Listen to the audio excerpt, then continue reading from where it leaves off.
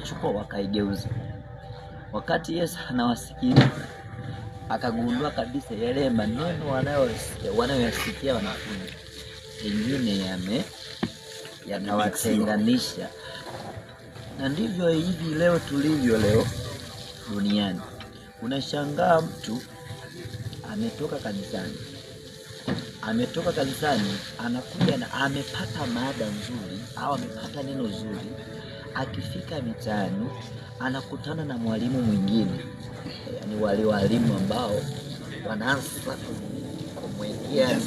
kumjaza maneno. Unajua hapa alikuwa anamaanisha nini? Yani anaenda kinyume, analipindua. Sasa kama hauko kiroho, kama hauko kama Petro, unajikuta umeacha. Na ndio maana huko unasikiliza yale maneno uwe makini sana sana sana, kwa sababu ndio maana huwa tunashauri ukishakuwa umemwamini Yesu, tafuta kusikia maneno ya nyimbo za dini, yani nyimbo ambazo zinahuisha Mungu, kwa sababu roho inalishwa kwa kile unachokisikia.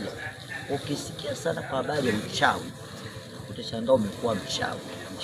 Ukisikia kwa habari ya uzinzi, spirit ile ya uzinzi inaingia. Ndio maana amesema kwa ile mstari wa 63, maneno niliyoambia ni roho, na roho ndio inayotia mtu uzima. Kwa uzima, ili roho yako isipone, lazima upokee maneno ambayo yatauponya moyo wako, sio kuumiza moyo wako.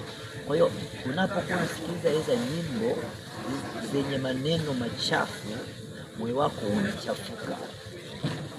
Otherwise uwe ndani yako Roho Mtakatifu amejaa, yani una ulinzi ndani.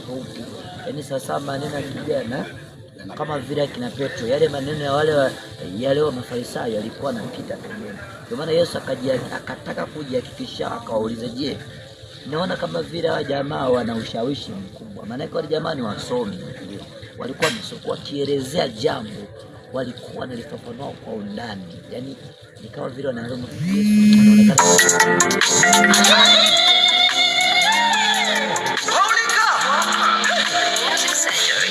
chemichemi yako ibarikiwe, furahia mke wa ujana wako.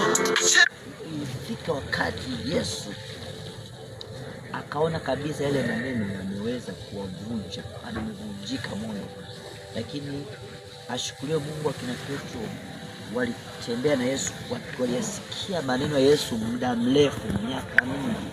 Kwa yale maneno ambayo Yesu aliendelea kuyasema yakaumba kitu, yakatengeneza jambo.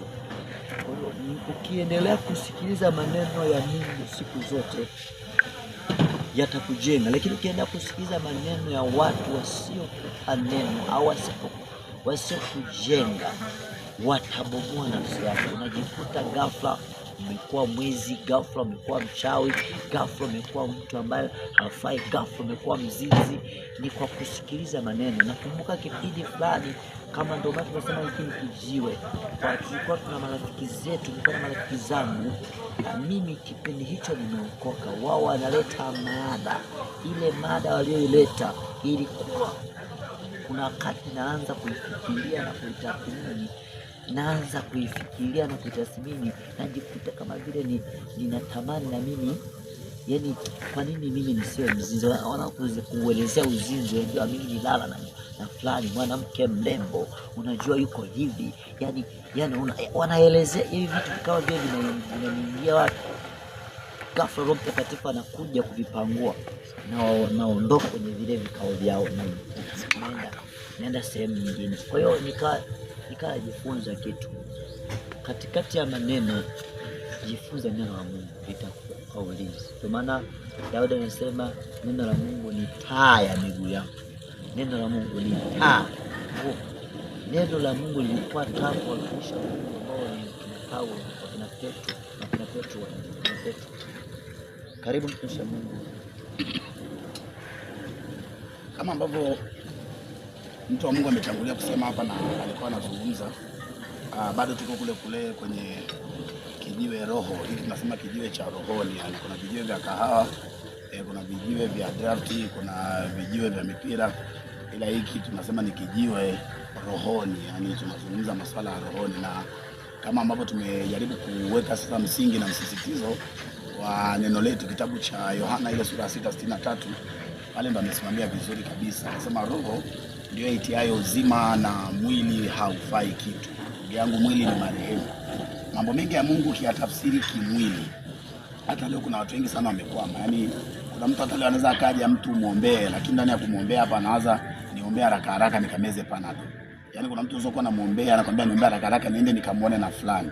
Na ndio maana leo ni kitu cha kawaida sana. Yaani mtu mmoja ana wachungaji 6, yaani mtu mmoja ana wachungaji 7, yaani haamini kwamba huyu anaweza akatenda mpaka nimtafutie na fulani. Yaani ndo kuna sehemu imefika mpaka Yesu anakosa nafasi ndani ya mtu. Yaani Yesu anakosa nafasi ndani ya mtu. Yaani kilia mtu mmoja ana wachungaji 30. Yeye mmoja ana manabii wake 5, ana mitume kama 4, ana wainjilisti kama 10, ana waombaji. Yaani huyo ni mtu mmoja huyo. Ila Biblia anayo. Sidhani kama anapata hata muda wa kuisoma na kuitafakari, lakini ni mtu ambaye yuko wazi, na huko ndio tunasema sasa kuenenda katika mwili. Na ndio maana katika maandiko anasema kwamba msienende katika mwili, kwa maana mtatimiza mambo ya Mungu au mambo ya rohoni. Mkienenda katika mwili, anasema hamtaweza kuzishinda tamaa za dunia. Lakini anasema tukienenda katika roho. Fikiria hata Yesu kwenye lile andiko la kwanza tulianza leo, mwanamke Msamaria. Fikiria Yesu mwenyewe anamwambia yule mwanamke Msamaria, anamtafsiria tu kabisa wazi. Anamwambia ninyi mnaenda kuabudu Yerusalemu ni jambo jema. Mnasema mnaenda kuabudu mlimani ni jambo jema. Lakini Mungu ambaye mnamwendea huko ni roho. Na wote ambao wanamwabudu huyu Mungu imewapasa, anasema wamwabudu katika roho na kweli. Katika roho na kweli. Kwa Yesu kwa anatafsiri kitu gani? Kwamba Mungu ni roho. Na ndio hii kitu ambayo imewafanya pia hata watu wengi huwa tunamsubiria Mungu Jumapili kwa Jumapili, Jumamosi kwa Jumamosi, Ijumaa kwa Ijumaa. Ila tukiwa kwenye mitikasi yetu, kwenye harakati zetu, tunakuwa ni watu wengine wa tofauti. Lakini kama tungemtambua Mungu kama roho, maisha yetu yangekuwa mazuri sana. Hivi ulishawahi kumtafakari mtu kama Elisha? Hebu tusafiri kidogo, yani tusafiri wote kwa pamoja, yani kiroho. Tusafiri kiroho sasa, maana tuko rohoni. Tusafiri kiroho mpaka kwenye kitabu cha Wafalme. Biblia inaongea kwa habari ya mtumishi wake alikuwa anaitwa Elisha. Wakati Elisha, ukisoma ile habari ya Elisha, alikuwa ananena kwa habari ya vita ambavyo vilikuwa vinaendelea kati ya Israeli pamoja na majeshi ya maadui zao. Wakati Israeli wanapigana kama leo unavyoona Israeli wanapigana na Iran, wanapigana sio na taifa gani. Hata zamani kuna vita ambazo zilikuwa zinaendelea kati ya Israeli na mataifa mengine. Biblia inasema kwamba kila wakati ule mfalme nadhani ilikuwa ni jeshi la Shamu. Kila ule mfalme alikuwa akipanga vita juu ya Israeli, mipango yake ilikuwa inabumburuka. Kila ule mfalme alikuwa akipanga vita juu ya Israeli, mipango yake ilikuwa inaharibika. Kila akipanga vita juu ya Israeli, mipango yake ilikuwa inaenda tofauti. Siku moja akauliza, wewe, hapana, itakuwa kuna mtu hapa ndani ya hii kambi yetu hii anatoa siri, atakuwa anatoa siri upande wa adui? Hapana, haiwezekani. Yaani mara moja, mara mbili, mara tatu kile tunapigwa. Alafu mtu mmoja akamwambia, kuna mtu wa Mungu katika Israeli, yeye ambaye ukisema neno chumbani kwako, sio tu ukisema neno mbele yetu, anamwambia ukisema chumbani kwako, Mungu wake anamwambia kuna mtu kama ambavyo wewe leo unaweza kupita mahali watu wanasema jamani, hii tenda yenyewe mnaihangaikia, lakini kuna mtu mkiipa hii tenda imefanikiwa. Kama wewe ambavyo vile kuna ugonjwa na struggle nao, lakini kuna watu wanasema kuna mtu mkimleta mahali hapa akitamka neno ugonjwa umeondoka. Kama vile ambavyo kuna wazo unalo kichwani, kuna watu wanasema kuna mtu ili wazo mkimpa hii shida imeondoka. Sio umeelewa kitu kama hicho? Kwa hiyo ndivyo ambavyo naye Elisha alikuwa anatamkwa kwenye nchi ambayo ilikuwa ni